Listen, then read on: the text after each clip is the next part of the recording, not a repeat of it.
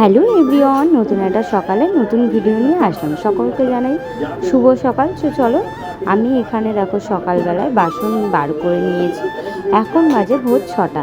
তো আমি আজকে তাড়াতাড়ি উঠেছি, উঠে এখানে দেখো শাকটা কুচিয়ে নিয়েছি, নিয়ে এপাশে যে শাকের জন্যে শাকটা আর কি ভাজা বসাচ্ছি, আর ওপাশে হচ্ছে এখানে পাঁচমিশালি তরকারি করছি।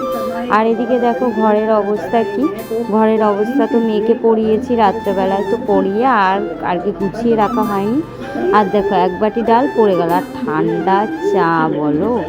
আর বাসনটা এবার আমি রান্না করে একেবারে বাসনগুলো মাজছি, নয় না বারবার করে এসে বাসন মাজলো। আর অত সকালে প্রচণ্ড মশা কামড়ায়, মানে মশার জন্য এমনি আমার না শরীরটা খুব খারাপ, অ্যালার্জির সমস্যা হচ্ছে। আর মশা কামড়ালে আরও বেশি অ্যালার্জি হয়। আমি ঘরে বসেই বাসনগুলো মাজতে পারি, কিন্তু আমি ঘরে মাজি না, তার কারণ হচ্ছে ঘরে মাজলে না পরিষ্কার হয় না। তো দেখো কথা বলতে বলতে আমার বাসন মাজা হয়ে গেছে। তো এখানে দেখো আমি শাকটা বসিয়ে দিয়ে গেছিলাম, তো শাকটা হচ্ছে আস্তে আস্তে। আর এদিকে বিছানাটাও তুলে নিলাম।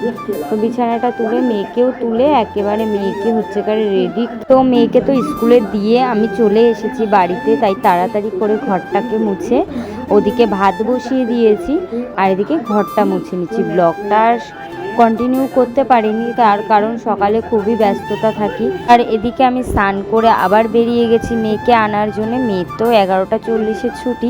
তো এদিকে আমার বাড়ির সামনে থেকেই আমি রিক্সাতে উঠেছি, তারপরে মেয়েকে নিয়ে বাড়িতে চলে এসেছিলাম।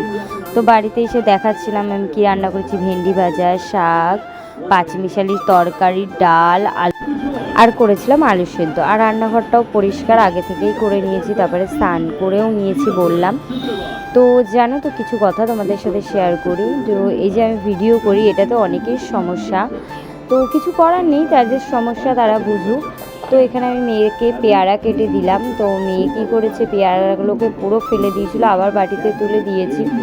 তো জানো তো এই যে কেউ দেখবে তোমার ভালো টাইমটায় না সবাইকে পাবে, কিন্তু তোমার খারাপ টাইমে তুমি কাউকে পাবে না। সে বন্ধু বলো, মানে সে যেই হোক, আমি সবাইকেই করে বলছি।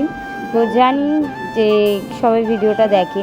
তো জানো তো আমি কারোর সাহায্য পাই না। এই যে আমার মেয়েটাকে নিয়ে আমি একা একা স্কুলে দিয়ে আসা, নিয়ে আসা, তারপরে রান্না করা, আমার শাশুড়ি অসুস্থ তাকে খাওয়ানো, তাকে রেডি করা, তারপরে মেয়েকে খাওয়ানো, মেয়েকে রেডি করা, ঘুম পড়ানো, রান্না করা, বাসন মাজা, ঘর মোছা, আর তার মধ্যে আমাদের কাজের মাসিটাও কাজ ছেড়ে দিয়েছে। তো অনেক কথাই বললাম, বলতে গেলে অনেক কিছুই বলতে